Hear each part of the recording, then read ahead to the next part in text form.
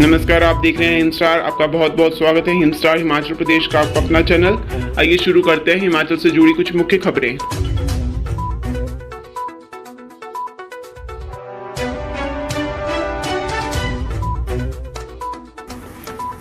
BJP ने जारी की 62 उम्मीदवारों की लिस्ट। सिराज से लड़ेंगे सीएम ठाकुर। नई दिल्ली में राष्ट्रीय अध्यक्ष जगत प्रकाश नड्डा की अध्यक्षता में भाजपा संसदीय बोर्ड की मैराथन बैठक के बाद भाजपा ने 62 उम्मीदवारों की लिस्ट जारी कर दी है। मुख्यमंत्री जयराम ठाकुर सिराज से और अनिल शर्मा मंडी से मैदान में उतरेंगे। सतपाल सिंह सत्ती ऊना से चुनाव लड़ेंगे। हिमाचल प्रदेश में 12 नवंबर को चुनाव होने वाले हैं।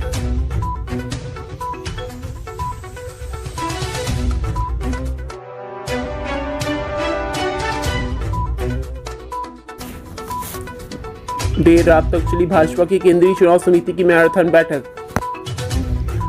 हिमाचल प्रदेश विधानसभा चुनाव में पार्टी प्रत्याशियों के चयन के लिए नई दिल्ली में राष्ट्रीय अध्यक्ष जगत प्रकाश नड्डा की अध्यक्षता में भाजपा संसदीय बोर्ड की मैराथन बैठक देर रात तक चली। इसमें प्रधानमंत्री नरेंद्र मोदी और केंद्रीय गृह मंत्री अमित शाह भी विशेष रूप से उपस्थित रहे। मोदी शाह ने एक सीट पर मंत्रणा की। इनकम्बेंसी की वजह से 3 मंत्रियों को और 1 दर्जन विधायकों की टिकट पर तलवार लटक गई है, जबकि 2 मंत्रियों के विधानसभा हल्के बदले जाने पर भी चर्चा हुई है। केंद्रीय चुनाव समिति ने देर रात तक सभी टिकटों पर फैसला ले लिया।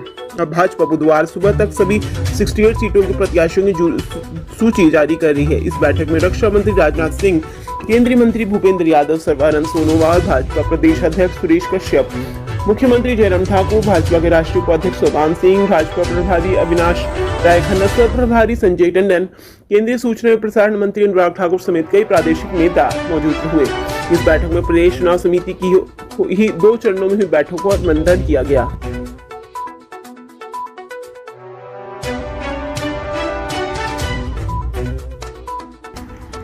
कांग्रेस ने 46 प्रत्याशियों की पहली सूची की जारी। 19 मौजूदा विधायकों को भी टिकट।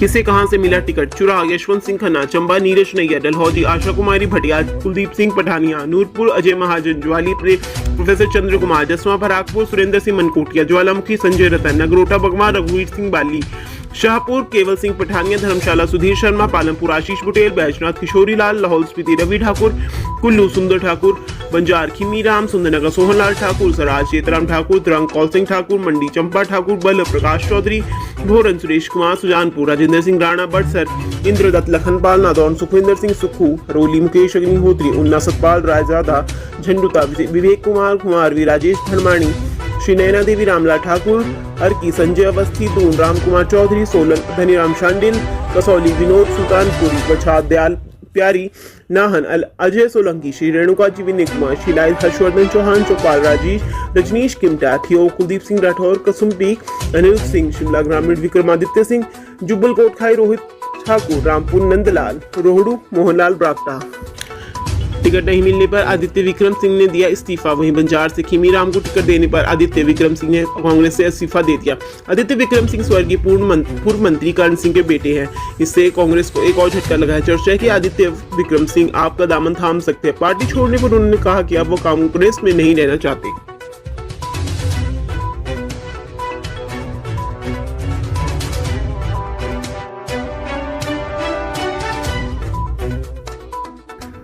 आम आदमी पार्टी के प्रत्याशियों की दूसरी सूची जल्द। मंगलवार देर रात तक पार्टी की ओर से सूची जारी नहीं की जा सकी।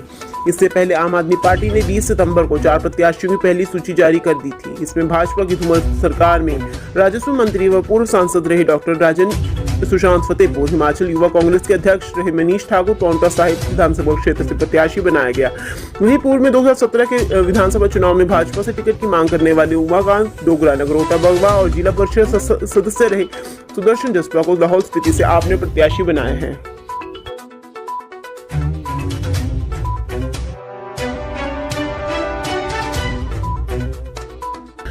हिमाचल में जरूरी सेवाएं देने वाले मतदाता मत पत्र से देंगे वोट। विधानसभा चुनाव में जरूरी सेवाओं से जुड़े मतदाता ईवीएम के बजाय मत पत्र से वोट देकर अपना विधायक चुन सकेंगे। निर्वाचन आयोग पहली बार इस तरह की सुविधा मुहैया करवा रहा है।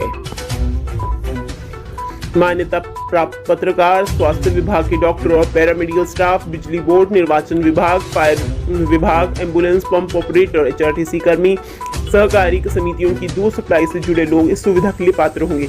राज्य निर्वाचन विभाग के अधिकारियों ने बताया कि ऐसे वोटरों को 21 अक्टूबर को पहले संबंधित चुनाव अधिकारी के पास फॉर्म 12D भरना होगा, जहां इन वोटरों ने अपने मताधिकार की प्रयोग करना है।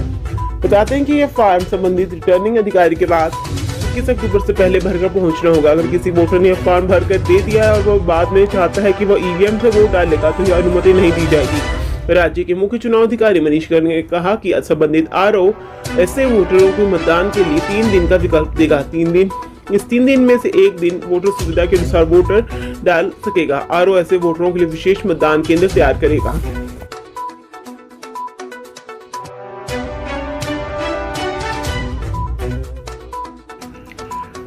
हिमाचल से पहली बार अरुण धूमल बने आईपीएल चेयरमैन। प्रदेश से पहली बार इंडियन प्रीमियर लीग के चेयरमैन अरुण धूमल बने हैं। अब Himachal Pradesh cricket association HPCA को भी इसी माह के अंत में नया अध्यक्ष मिल जाएगा। 30 अक्टूबर को अंतर्राष्ट्रीय क्रिकेट स्टेडियम धर्मशाला में HPCA की AGM एनुअल जनरल मीटिंग होगी, जिसमें नए अध्यक्ष के साथ नई कार्यकारिणी चुनी जाएगी। इसी माह 31 अक्टूबर को HPCA की पुरानी कार्यकारिणी का कार्यकाल पूरा हो रहा है। नए अध्यक्ष और कार्यकारिणी के चुनाव और AGM के लिए HPCA के सभी निदेशकों को सूचना दे दी गई है। AGM में सर्वसम्मति से ही नए अध्यक्ष और कार्यकारिणी को चुने जाने की उम्मीद है। गौर हो कि इससे पहले केंद्रीय खेल मंत्री अनुराग ठाकुर और उनके भाई अरुण धूमल HPCA अध्यक्ष रहे हैं। क्रिकेट संचालन समिति के चेयरमैन RP सिंह ने बताया कि वर्तमान में HPCA में 60 से अधिक निदेशक हैं जो इस चुनाव प्रक्रिया में भाग लेंगे। वहीं इसी दिन AGM में अरुण धूमल का IPL गवर्निंग काउंसिल का चेयरमैन बनने पर स्वागत भी किया जाएगा। IPL चेयरमैन अरुण धूमल भी HPCA के निदेशक के तौर पर चुनाव में भाग लेंगे।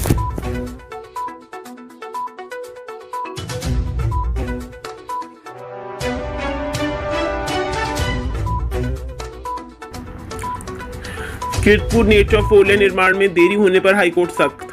प्रदेश हाईकोर्ट ने कीरतपुर नेचौक 4 लेन निर्माण में देरी होने पर कड़ा रुख अपनाया है। अदालत ने ठेकेदार को आदेश दिए हैं कि वह शपथ पत्र के माध्यम से अदालत को बताया कि निर्माण पूरा करने में कितना समय लगेगा। खंडपीठ ने ठेकेदार से पूरा रोड मैप तलब किया है। न्यायाधीश त्रिलोक सिंह चौहान और न्यायाधीश वीरेंद्र सिंह की खंडपीठ ने ठेकेदार 4 लेन के निर्माण की देरी पर कोई न कोई बहाना बना रहा है। मामले की सुनवाई 1 नवंबर को निर्धारित की गई है। अदालत ने बिजली विभाग को भी आदेश दिए हैं वह आगामी सुनवाई तक वांछित ट्रांसफार्मर लगाए। अदालत को बताया गया कि नेशनल हाईवे अथॉरिटी से स्वीकृति न मिलने पर ट्रांसफार्मर नहीं लगाया जा सका। याद रहे कि कीरतपुर नेचौक 4 लेन पर 5 सुरंगें, 22 बड़े पुल बनने हैं। यह मार्ग मनाली को जोड़ता है और इससे कीरतपुर और मनाली के बीच 4 घंटे का सफर कम हो जाएगा। इससे पर्यटक को बढ़ावा मिलेगा। केंद्रीय सड़क परिवहन और राजमार्ग के अनुसार दूसरे फेज का निर्माण कार्य दिसंबर 2022 तक पूरा हो जाएगा। दूसरे फेज में कैंची मोड़ से भवाना तक 48 किलोमीटर निर्माण कार्य होना है। तय सीमा में 4 लेन निर्माण कार्य पूरा न होने पर हाईकोर्ट ने संज्ञान लिया है।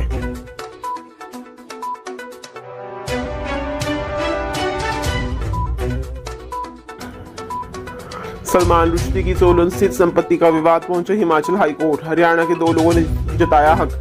मशहूर लेखक सलमान रुश्दी की सोलन स्थित संपत्ति अनीस विला पर हरियाणा के 2 लोगों के हक जताने के खिलाफ संपत्ति की देखभाल करने वाले ने हाईकोर्ट में याचिका दायर की। गोविंद राम की इस याचिका पर सुनवाई करते हुए मुख्य न्यायाधीश A सैयद और न्यायाधीश ज्योत्सर निवाल दुआ की खंडपीठ ने इस विवाद को दीवानी मामला बताया। खंडपीठ ने मामले को दीवानी अदालत में सुलझाने की इजाजत देते हुए याचिका पर निपटारा कर दिया। संपत्ति की देखभाल कर रहे सोलन निवासी गोविंद राम ने याचिका में आरोप लगाया था कि अनिरुद्ध विजय शंकर दास और राजेश त्रिपाठी निवासी गुरुग्राम हरियाणा ने रुश्दी की संपत्ति पर अपना हक जताया है। दोनों ने संपत्ति को लेकर रुश्दी की अटॉर्नी धारक की विशेष शक्ति निहित होने की बात कही है। वहीं याचिकाकर्ता का आरोप है कि वह संपत्ति की वर्ष 1997 से देखभाल कर रहा है और अब उसे जबरदस्ती बाहर निकाला जा रहा है। इस संपत्ति पर पहले राजस्व विभाग का कब्जा था।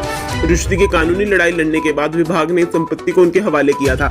हरियाणा के दोनों लोगों की ओर से अदालत को बताया गया कि रुश्दी ने संपत्ति की देखभाल के लिए अधिवक्ता विजय शंकर दास को अटॉर्नी धारक बताया था।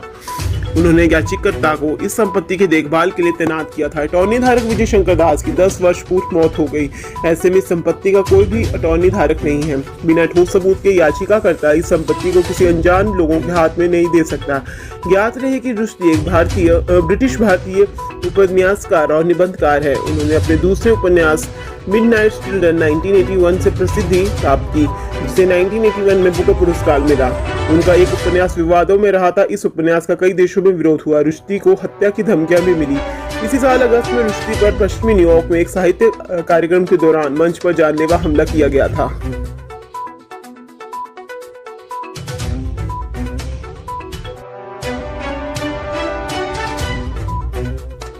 बॉलीवुड अभिनेता आशीष विद्यार्थी बोले, जो लोग खुद नहीं बदलना चाहते वे कहते हैं दुनिया बदल रही है। मंगलवार को आशीष विद्यार्थी धर्मपुर सुबाथू सड़क पर कटनी के पास चाय की दुकान पर बैठे थे। इस दौरान उन्होंने स्थानीय लोगों से भी बातचीत की। उन्होंने कहा कि जिंदगी के लिए हमें आयाम बदलने होंगे, लोग बुरे नहीं होते।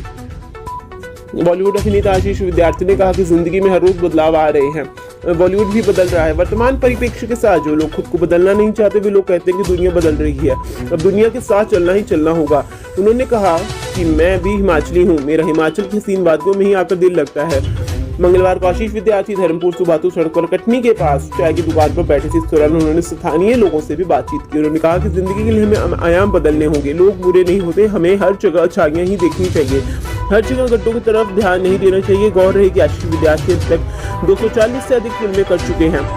अधिकतर फिल्मों में विद्यार्थी विलेन का रोल निभा चुके हैं। फ्री टाइम में वे जिले के धर्मपुर में अपने दोस्त के पास आकर रुकते हैं। इन दिनों भी वह धर्मपुर आए हुए हैं और कभी सोलन तो कभी सुबाथू में लोगों से मिल रहे हैं। धर्मपुर के रौड़ी में आशीष विद्यार्थी की दोस्त अमला प्रोग्राम फॉर थिएटर चला रही है। इस माध्यम से वे बच्चों को चंडीगढ़ और दिल्ली जैसे थिएटर करने के तरीकों को यहाँ धर्मपुर में ही सिखाया जा रहा है। इसी के साथ खेल के माध्यम से स्कूली बच्चों को अंग्रेजी भी सिखा रही हैं और बच्चों को आत्मनिर्भर बना रही हैं। अब वह लोगों को ट्रेनिंग दे रही है ताकि वे अन्य को भी सिखा सकें। एक थिएटर करने वाला कोई भी काम कर सकता है।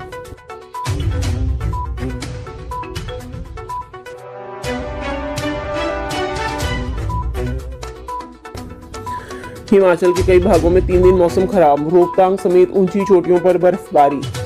हिमाचल प्रदेश के कई भागों में 3 दिनों मौसम खराब रहने का पूर्वानुमान है। मौसम विज्ञान केंद्र शिमला ने 18 से 20 अक्टूबर तक प्रदेश के कई भागों में बारिश की संभावना जताई है। वहीं ऊंची चोटियों पर बर्फबारी हो सकती है। 21 अक्टूबर से प्रदेश के सभी भागों में मौसम साफ रहने के आसार है। उधर मंगलवार सुबह के समय रोहतांग दर्रा सहित कोकसर में मौसम सुहावना रहा, लेकिन दोपहर 2 बजे के बाद मौसम का मिजाज बिगड़ा और रोहतांग में बर्फबारी शुरू हुई। वहीं रोहतांग से सटे कोकसर और डिम्फू गांव में ओले गिरे हैं। करीब आधे घंटे तक तेज हवाओं के साथ ओले गिरे और फिर हल्की बर्फबारी शुरू हुई, जबकि घाटी के अन्य हिस्सों में धूप खिली रही है। वहीं घाटी में सैर सपाटे के लिए पहुंचे पर्यटकों ने बर्फबारी के खूब मस्ती की। रोहतांग दर्रा में बर्फबारी देखकर सैलानियों के चेहरे खिल उठे। हालांकि हवा और बर्फबारी के चलते सैलानी यहाँ अधिक समय तक नहीं रुक सके और अटल टनल से होकर मनाली रवाना हो गए।